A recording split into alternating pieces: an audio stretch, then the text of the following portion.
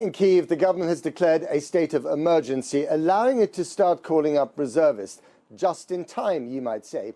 US intelligence and defense officials have reportedly warned Ukraine that Russia's forces are now 100% ready to invade. Once again, Washington claims an all-out attack is imminent, with the northeastern city of Kharkiv especially at risk.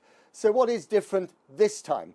The other region under threat is Donetsk, from where our international editor Lindsay Hilsum now joins us. Lindsay.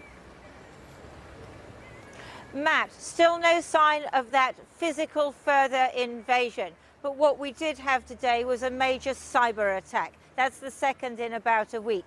So the parliament here is down, their website that is, and also several banks and the cabinet office and the Ministry of Foreign Affairs.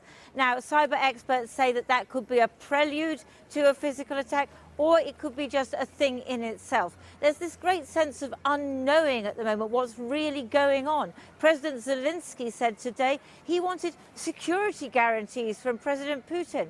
Well, he's not going to get that, is he? And this state of emergency, yes, they can call up reservists, but it means different things in different parts of the country. Here in Donetsk, where I am, there's been a state of emergency since 2014, which is when the Russians moved in and basically took control of two areas which are controlled by what they call separatists, basically under Russian, the Russians tell them what to do and the Russians have now recognized them. Now, there's been a lot of fighting in that period and the shelling is increasing by the day. The Ukrainian army says one soldier and one civilian said today, and we killed today, and we certainly heard shelling as we drove around. The other thing we heard was a lot of patriotic fervor. In the past, many people in this area were really quite pro-Russian. Not anymore. People, they say, okay, we live with war, we know what it's like, but there is a certain amount of fear here, and there is also a sense that everybody is living in suspended animation.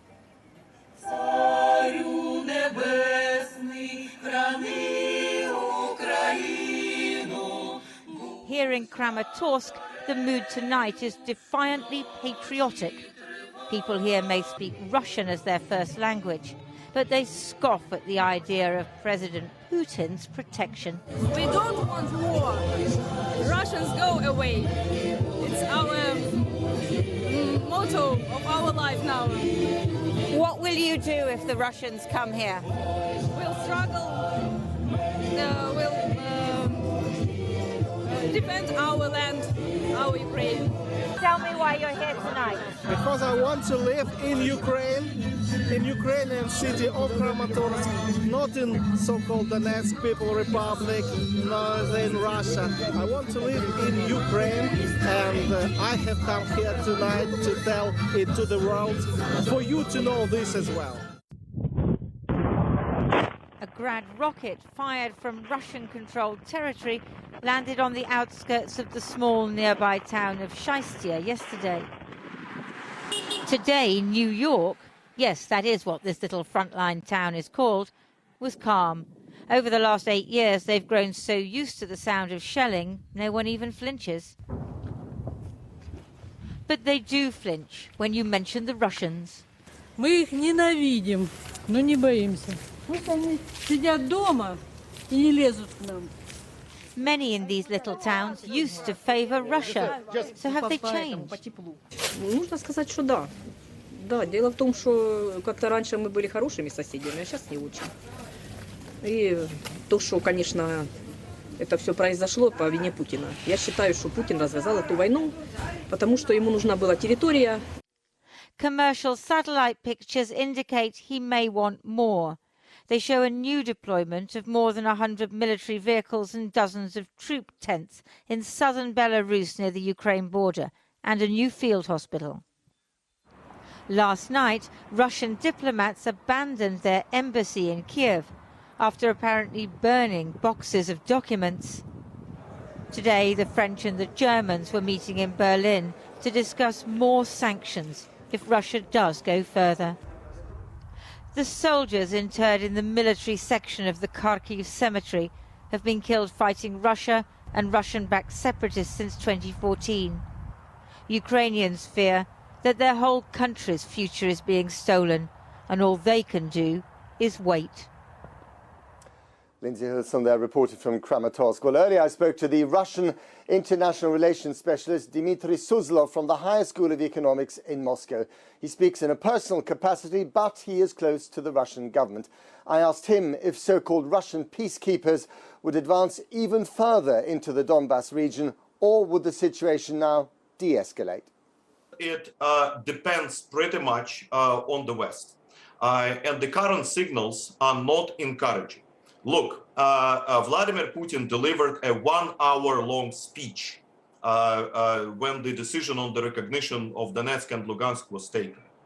About half of that speech was devoted to very serious enumeration of the military risks, not just geopolitical, societal military risks that, according to Vladimir Putin, Russia faces from Ukraine as a result of the military cooperation between Ukraine and NATO. And recognition of Donetsk and Lugansk does not solve those risks at all. They continue to exist. And it is absolutely wrong to assume that what Russia did is everything that Russia can do. It is absolutely wrong to assume that now Russia will relax, that Russia got what it wanted. No. I mean, those risks, they continue to exist. So we have preconditions for further very real escalation. So you expect those Russian troops to cross the current line of control, which means that you expect there to be war in Ukraine? I do not expect an escalation in the very near short prospect, in, let's say, tomorrow or the next several days. But in the middle term prospect, if there is no dialogue between Kiev and Donetsk and Lugansk on the one hand, and much more seriously, if there is no dialogue between Russia and the United States and NATO on broader security issues, then I think further escalation is absolutely likely.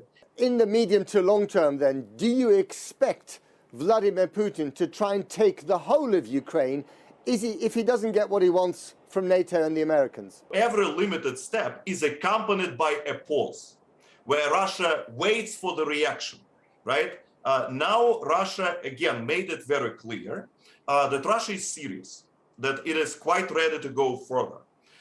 If there is no progress in terms of security negotiations, if there is no progress in terms of addressing the risks that Putin identified in his speech, Russia will go further. Right. The reason why we talk to you, Dmitry, is that you give us an insight into the Kremlin's thinking, into Putin's thinking. But I put it to you, despite the very logical outline of these steps, a lot of this is based, frankly, on paranoia, and some of it on lies. I mean, the claim that there was genocide against the people of, the Donbass region, it's just nonsense. There's no evidence for it. And again, the threat from NATO is very much in the eye of the Kremlin, in the eye of Putin. So is he not risking, frankly, world war with the United States, with NATO, by acting on these perceived threats? There were very many independent interviews with the refugees that are now in Russia in big numbers from Donetsk and Lugansk. Dimitri, it's nonsense. Do you know it's nonsense? No, Come they on. say that they are bombed. They say that they have been living in hell. It's not genocide. For 7 years. I'm sorry, but this is what we hear from those people, and this is not the Russian state TV. These interviews were made by independent journalists, right? And of course, no one uses the term genocide, but everyone says that they are constantly bombed and shelled, and that the Ukrainian troops are waging war against those people. So I mean, we simply will not agree on that. You say this is nonsense. I say that what you are saying is nonsense. As for risking of the world war, well, thanks God, in the nuclear age, it is quite unlikely. And the position of the United States is very clear up to now, and will continue to be clear beyond, that no American soldier, and I assume no NATO soldier in general, will fight directly against Russia in Ukraine. But Dmitry, even in the absence of an all-out war between NATO and Russia, it could very well be a regional war with tens of thousands of casualties. For what? for the sake of settling what is largely a geopolitical academic argument about security. That is nonsense, surely. Well, I think that Russian leadership, not just Vladimir Putin, but many others, considers Ukraine as existential issue for Russia. Existential issues are those on which you are ready to fight wars. Dmitry Suslov, thank you very much indeed. Well, I'm joined now by the former Ukrainian Prime Minister, Arseniy Yatsenyuk. Thank you very much for joining us here on this rather cold balcony. We just heard Dmitry Suslov in Moscow say that for Russia, this is an existential issue about stopping NATO where it is right now. Well, what is it for you? Well, he missed something. For Ukraine, that's an existential issue because NATO, neither Ukraine nor NATO, pose any threat to Russia. That's Russia who invaded Georgia, who invaded Crimea, who invaded Donetsk and Lugansk and recognized. That's Russia who actually assassinated a number of prominent politicians inside Russia and even committed an international crime, poisoning on your foreign soil, in Salisbury. So Russia is a belligerent state, period. And Putin amassed already 190,000 Russian troops on the Ukrainian border. That's not Ukraine who amassed all these troops. So Russia is a belligerent, aggressive state. And do you expect them now to move further from their current line of control? No one knows, but here is the thing, sir. I watched Putin. I don't want even to name him as a president because president, it's a person of dignity. Well, he runs the Russia right now. And I was closely listening. What is he telling? So he defies Ukraine as a state. He hates Ukrainian as a people. So, and his military is completely ready to move forward. So it's up to him to decide. But given the fact that you think, and many people think, he's on that mission, for him a sacred mission. I mean, and which is very dangerous. Absolutely. And sanctions aren't going to stop him, are they? Let's be honest. I believe that the West have to draw the lessons out of all this sanction policy, because in the last decade, Putin spent billions of dollars to modernize its military. After 2014, when severe sanctions were imposed on Russia, he increased his forex reserves, he increased his welfare fund. Stronger, not weaker. Absolutely, and look what's happening on the energy market. Again, so do you think that even these severe sanctions can actually stop him where he is right now? Let me put it this way.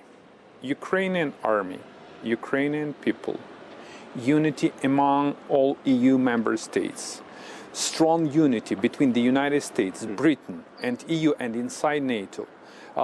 This is a kind of comprehensive approach that could deter Russia. But the point is, because he now actually has his troops inside Ukraine, you don't qualify for NATO membership, whether you like it or not, because one of the key reasons for qualifications is that you're in charge of your own country, your own borders. Let me remind you, Germany. This is a copy-case scenario. Germany became the member of NATO, even despite the fact that the Eastern Germany was occupied by Russians. It was an exception at the time. So we are ready for this. We are ready for this kind of exceptions. But NATO doesn't want you to join when that would mean almost automatically a fight with Russia. That's World War III. They don't want that. It's all about the political will. I believe that this is in the best interests of the European Union and NATO to become stronger. And the stronger Ukraine will be, because right now we, as the Ukrainian people and Ukrainian military, defending your borders and defending your security. But despite our rhetorical defense, despite the weapons that the British government has sent, despite the money that's being sent, and you're grateful, I know that, I've heard that before. I really commend this. Is the truth not that you have been hung out to dry by the West here? Because the ultimate defense is not happening. No, I commend the efforts of the free world to support Ukraine. You managed to orchestrate this unity in the EU, which is a very complicated. Frankly speaking, yes. Yeah. You know, but I believe that political establishment of the free world realized that this is not just the threat for Ukraine. This is the threat for every single nation, for the people of the free world. Arseniy Yatsenyuk, thank you very much indeed for coming on the program. Thank you.